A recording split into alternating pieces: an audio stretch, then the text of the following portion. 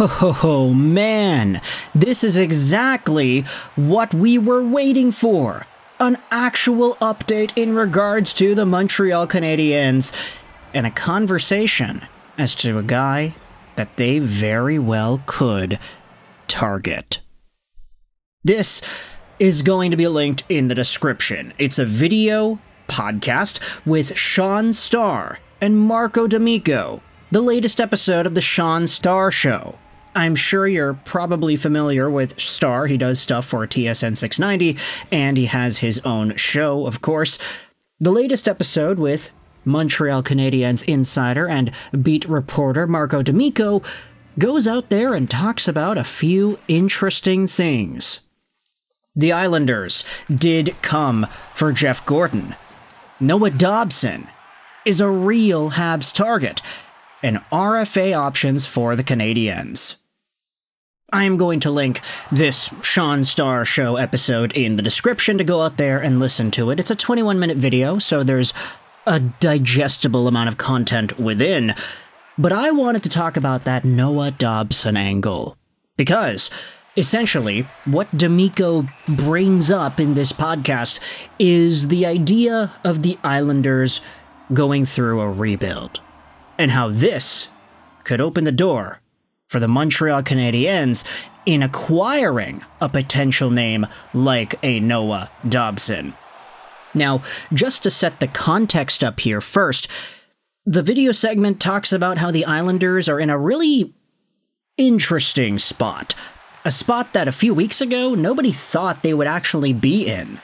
The Islanders were in this slow, decaying form where they were getting older, they had some aging guys on that team, they had some middle-aged guys on that team.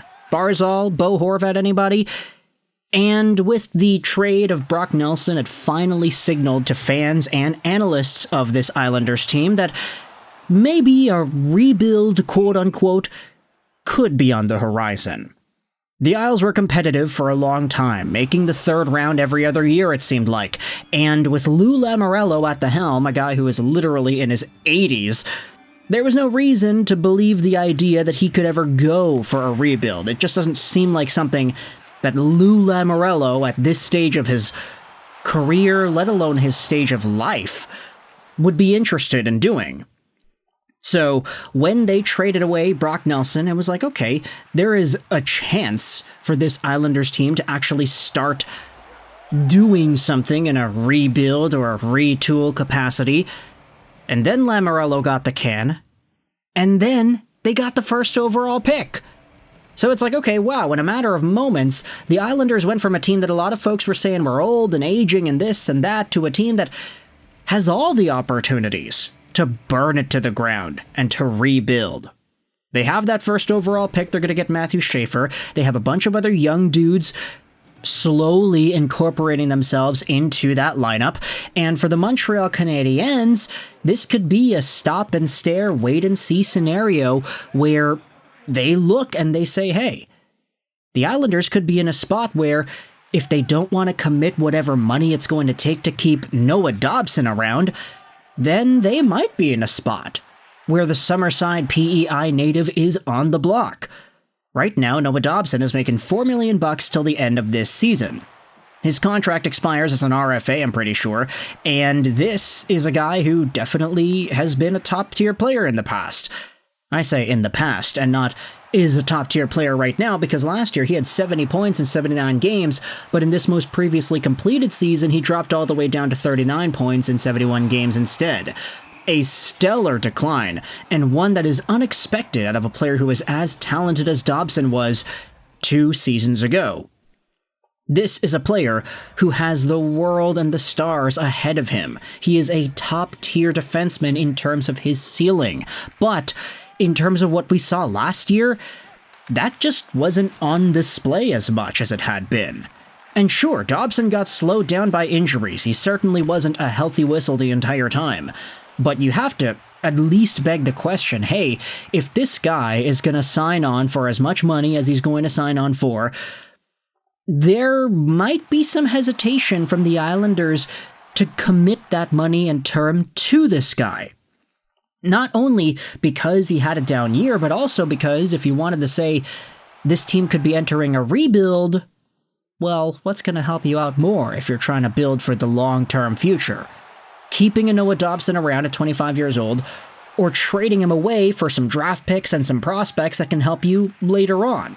Not to say that Dobson can't help you later on too, but if you're rebuilding, fully trying to go on the Matthew Schaefer train here, you want him to be your Rasmus Dahlin, then you probably aren't going to be competitive until 2027, 2028 at the minimum. And that's assuming you trade away some of your other guys, like Bo and Matthew Barzal. That's assuming your other younger dudes are able to fully become NHL players. And so for the Montreal Canadiens, this makes a lot of sense because, hey, with the departure of David Savard, there could be a spot open for a bright new right-handed defenseman like a Noah Dobson. David Reinbacher is not ready yet, unfortunately. Logan Mailloux, you can say he is closer to being ready, if not already ready, but I do think that Dobson is a big upgrade over what Logan Mailloux is, or potentially ever will be. It is just a really interesting thought process here because the folks on the Sean Starr show conclude that, yeah, Dobson could very well be a real Canadiens target because of all these factors, because it all aligns. The Habs have a lot of young guys, they have a lot of picks, they have a lot of extra younger talent that they might not necessarily use right away. And if they want to take that next step, they want to compete next year, they want to go to higher highs than what they had accomplished this previous season, they want to win more than one game in the playoffs, then okay, there is an avenue here to grab a top right-handed defenseman that can fully help the team do that, assuming he is healthy and assuming he gets the proper development. Noah Dobson, alongside of a guy like Lane Hutson, for example, would be stellar. Imagine that decor. You've got Hutson, Matheson, okay, two fantastic offensive guys, and then Cayden Gooley too. And then on the right side, you have everybody else sticking around in the same way. Carrier, maybe Reinbacher, Dobson is in there too. Jaden Struble plays on his offside. There are opportunities here for the Habs to really boost up their decor with a Noah Dobson trade, and with this latest update coming out here too, saying that, yeah, all these factors have switched things around on the New York Islanders. No longer are they in this limbo where nobody thought they would ever rebuild because Lou Lamoriello was a dinosaur. But now, it's double whammy after double whammy. There's a big opportunity here for the Islanders to potentially trade away some massive pieces, and Noah Dobson could be involved in that. D'Amico goes out there and uses the example of Alex DeBrincat in Chicago and says, hey, remember when the rebuilding Blackhawks traded away a mid-20-year-old DeBrincat for a whole bunch of picks and a whole bunch of assets? It's not because DeBrincat wasn't necessarily going to help them be able to win in the long term, but it's because if this guy is already talented now and the team wants to get better in the long term, why not trade away a player who is not really going to help you out all too much now because you want to be bad, you want to get a high draft pick, and it's kind of bringing the player down too, to be in this environment where the culture is set up to lose. So you trade that guy away to a team where he could actually try to be competitive, and then you get some draft picks in return. It makes sense in theory for the Islanders. The question is, though, would they want to go down that path? So with that in mind, I want you to let me know your thoughts in the comment section below. How do you feel about this Noah Dobson trade update in regards to the Canadiens? I hope you enjoyed this video. And bye.